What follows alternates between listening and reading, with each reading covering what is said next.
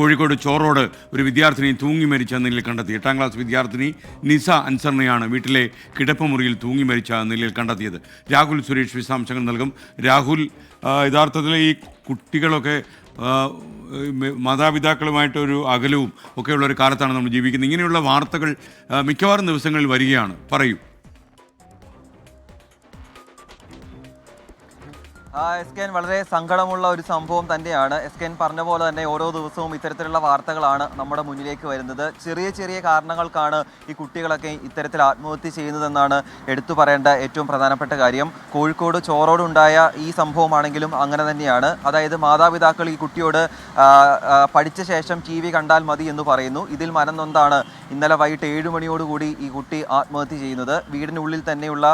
വീട്ടിനുള്ളിലെ കിടപ്പുമുറിയിലാണ് ചോറോട് സ്വദേശിയായിട്ടുള്ള നിസ അൻസാറിനെ തൂങ്ങി മരിച്ച നിലയിൽ കണ്ടെത്തുന്നത്. തുടർന്ന് ആശുപത്രിയിൽ എത്തിച്ചെങ്കിലും ജീവൻ രക്ഷിക്കാനായില്ല. നിലവിൽ വടകരയിലെ താലൂക്ക് ആശുപത്രിയിലെ മോർച്ചറിയിലാണ് കുട്ടിയുടെ മൃതദേഹമുള്ളത്.